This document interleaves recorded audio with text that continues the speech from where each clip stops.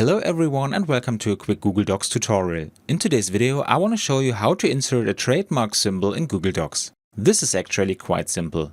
To do this, I first open Google Docs, and here I already have a document in which I have inserted a trademark symbol. For inserting a trademark symbol into Google Docs we have two options. The first is under Insert and Special Characters. Here we have to switch from arrows to miscellaneous.